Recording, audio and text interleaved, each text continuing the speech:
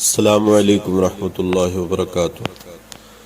دوستو، آج کی ویڈیو کے اندر ہم آپ کو بتلائیں گے کہ اللہ کے خوف سے رونا یہ کتنا اہم ہے اور اس کی اللہ کے ہاں کتنی اہمیت ہے، اور رونے سے کیا فائدہ ہوتا ہے، اور رونے کی اقسام کتنی ہیں، اور رونا کتنی قسم پر ہے۔ یہ ساری کی ساری باتیں آج کی اس ویڈیو کے اندر آپ کے سامنے رکھی جائیں گی۔ تو دوستو، علماء کرام نے رونے کی 7 اقسام بیان کی ہیں۔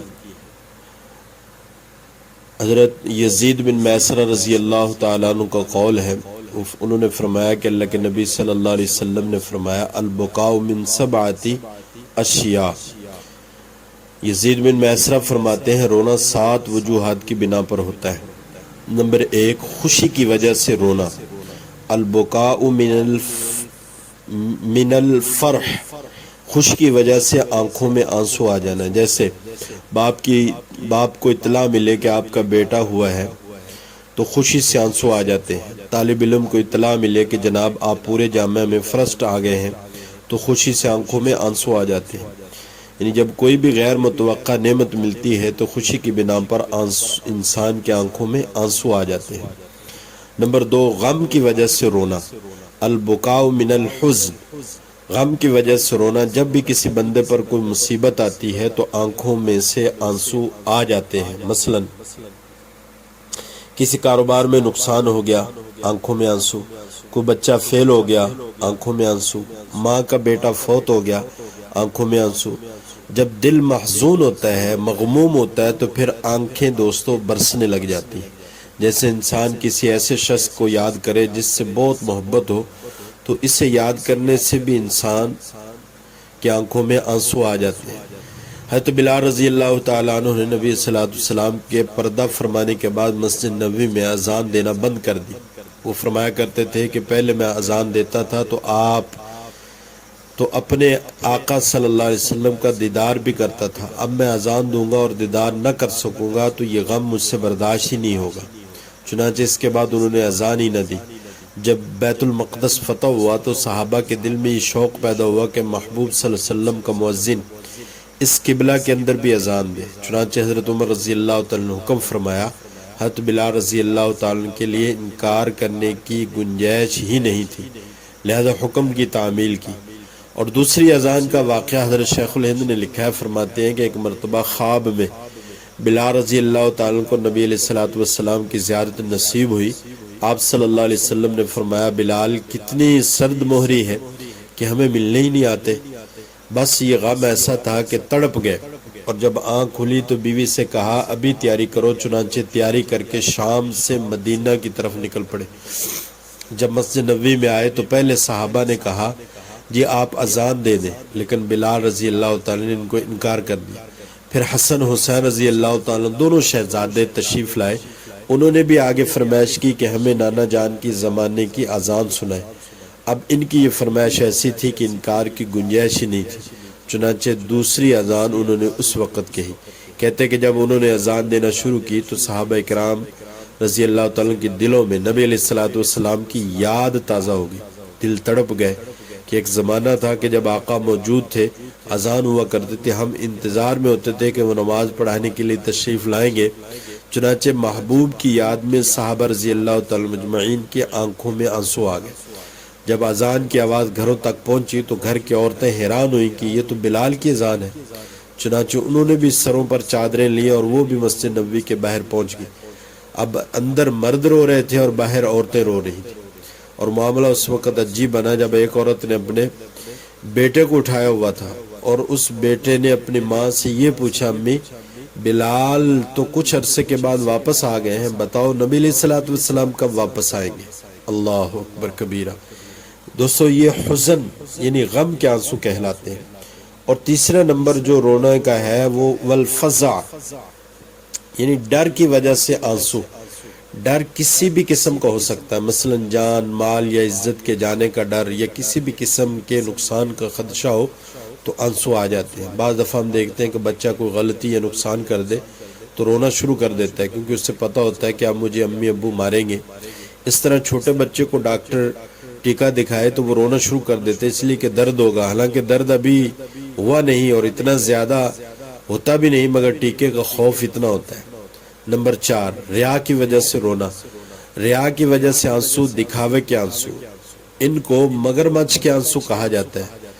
اس کی دلیل قرآن عظیم الشان سے سنی۔ حضرت یوسف علیہ السلام کے بھائیوں نے حضرت یوسف علیہ السلام کو کنویں میں ڈالا، مگر ڈالنے کے بعد پھر کام کیا کیا؟ وَجَاءُوا أَبَاهُمْ عِشَاءً يَبْكُونَ، وہ عشاء کے وقت باپ کے پاس روتے ہوئے آئے۔ یہ جھوٹ موٹ اور دکھاوے کا رونا تھا۔ نمبر 5 دوستو، درد کی وجہ سے رونا، والوجع، درد کی وجہ سے رونا۔ اور بندے کو کہیں بھی چوٹ لگے تو آنکھوں میں آنسو آ جاتے ہیں، کیونکہ درد جو ہو رہی ہوتی ہے۔ کبھی گردے کی درد والے مریض کے دیکھیں درد سے اس کی کیا حالت ہوتی ہے، ایسی حالت میں آنسوں کو روکنا مشکل ہو جاتا ہے۔ نمبر 6، شکر کی وجہ سے رونا۔ شکر کی وجہ سے رونا، بس اوقات تشکر کی وجہ سے آنکھوں سے آنسو نکل آتے ہیں۔ انسان اللہ تعالیٰ کی شکر ادا کرتا ہے، یا اللہ تو نے مجھے بن مانگے کیا کیا نعمتیں عطا کی۔ ایک اللہ والے جا رہے تھے، انہوں نے ایک پتھر کو روتے ہوئے دیکھا تو اس سے پوچھا تم کیوں رو رہے ہو؟ اس نے جواب دیا میں نے سنا ہے کہ جہنم میں پتھروں کو ڈالا جائے گا، مجھ پر یہ خوف غالب ہے کہ کہیں میں بھی انہی پتھروں میں سے نہ ہوں، اس لیے میں رو رہا ہوں۔ انہوں نے یہ سن کر اللہ تعالیٰ سے دعا مانگی، اللہ اس پتھر کو جہنم میں نہ ڈالیے گا۔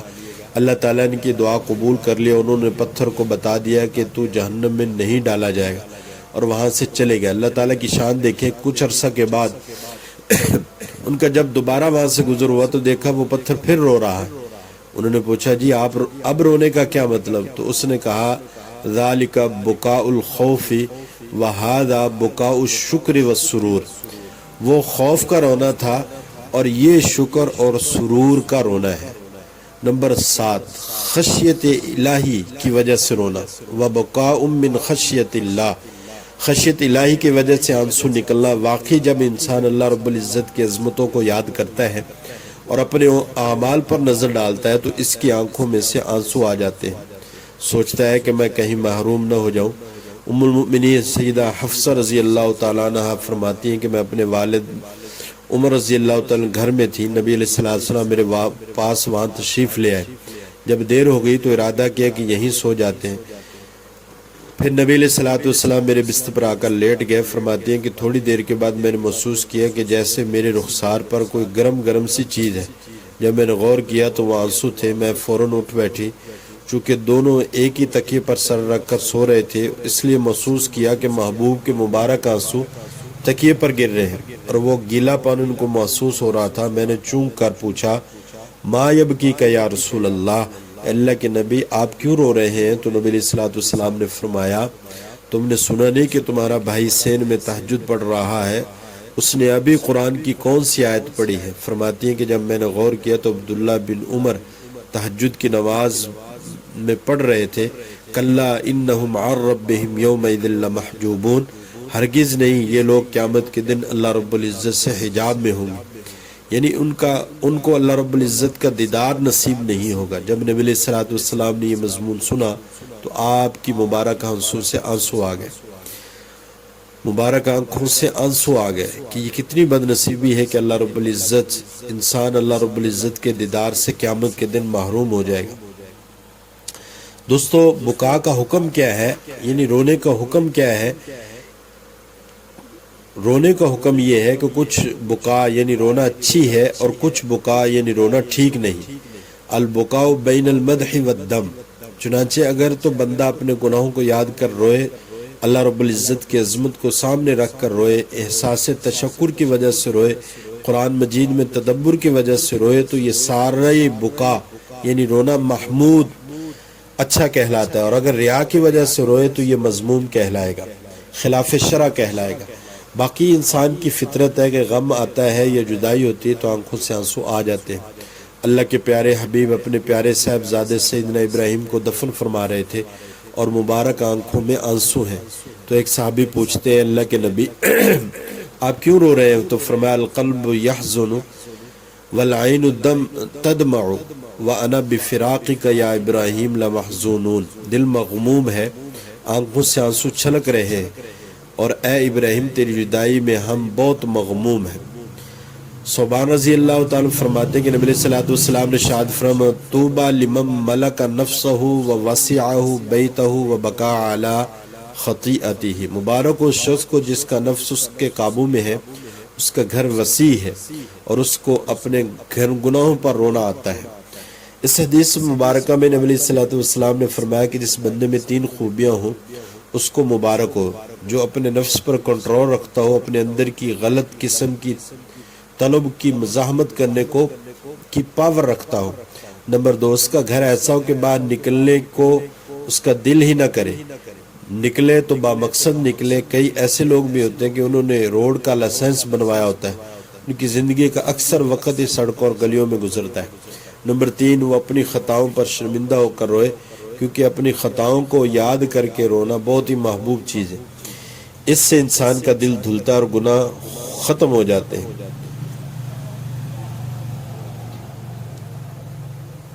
دوستو، ابن عباس رضی اللہ تعالیٰ فرماتے ہیں کہ میں نے نبی علیہ الصلوۃ والسلام کو یہ فرماتے ہوئے سنا عینان لا تمسہم النار، عین بکت من خشیت اللہ وعین باتت تحرس فی سبیل اللہ۔ 2 آنکھیں ایسی ہیں جن کو جہنم کی آگ نہیں چھو سکتی، وہ آنکھ جو اللہ رب العزت کی خشیت میں روئی ہو، اور وہ آنکھ جو اللہ کے راستے میں پہرا دیتے ہوئے رات کو جاگی ہو۔ سبحان اللہ، اللہ کی خشیت کی وجہ سے اور اپنے گناہوں کو یاد کر کے رونا اللہ کو بہت پسندیدہ ہے۔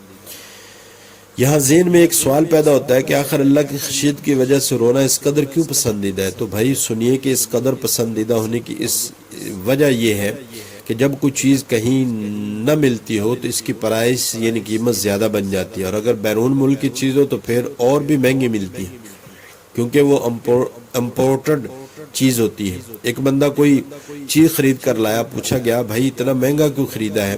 جواب ملا جی امپورٹڈ چیز ہے، چیز مل رہی تھی اس لیے میں نے زیادہ پیسے دے کر خرید لی۔ گویا دنیا کا دستور ہے کہ امپورٹڈ چیز کو زیادہ پیسے دے کر خریدتے ہیں۔ اب ذرا سنیے، یہ جو گناہگار اور خطاکار کے آنسو ہیں یہ آسمان سے اوپر کی دنیا کے لیے امپورٹڈ چیز کی مانند ہیں۔ فرشتے عبادت کر سکتے ہیں لیکن ندامت کا رونا نہیں رو سکتے۔ عرش کے اوپر یہ جنس نہیں ہے، یہ نعمت وہاں نہیں ہے، لہذا جب کسی بندے کے آنکھوں سے ندامت کے آنسو نکلتے ہیں تو فرشتے ان کو امپورٹنٹ چیز کی مانند اٹھا کر اللہ کے حضور پیش کر دیتے ہیں۔ موتی سمجھ کر شان کریمی نے چن لیے قطرے جو تھے میرے عرق انفعال کے۔ دوستو، ایک مجذوب ایک شعر پڑھا کرتے تھے، چہار چیز اوردہ ام شاہاں در گنج تو نیست۔ اے اللہ 4 چیزیں میرے پاس ایسی ہیں جو تیرے خزانوں میں بھی نہیں ہیں۔ لوگ سن کر حیران ہوتے کہ یہ مجذوب کیا کہتا ہے، کہتا پھر رہا ہے۔ وہ بس یہی ایک مصرع پڑھتا رہتا تھا۔ ایک نوجوان کے پیچھے لگ گیا کہ پوچھے تو صحیح کہ آخر یہ کیا کہتا ہے۔ جب اس نے پوچھا تو اس نے بتانے سے صاف انکار کر دیا، ادھر سے اصرار اور ادھر سے انکار۔ مگر کچھ لوگ لسوڑے کی گٹھلی کی طرح ہوتے ہیں، ان سے جان چھڑانا مشکل ہو جاتا ہے۔ یہ بھی ایسے ہی پیچھے پڑ گیا حتیٰ کہ اس مظلوم نے اپنا شعر مکمل پڑھ کر سنایا۔ 4 چیز اوردہ ام شاہ در گنج تو نیست، نیستی و حاجت و عذر و گناہ و اوردام، کہ میرے پاس نیستی ہے آپ کے پاس نیستی نہیں ہے، میرے پاس محتاجی ہے آپ کے پاس محتاجی نہیں ہے، میں عذر پیش کرتا ہوں اور آپ کسی کے سامنے عذر پیش کرنے کی ضرورت نہیں، اور میں خطا کر بیٹھتا ہوں، اے پروردگار آپ کا خزانہ ان چیزوں سے خالی ہے۔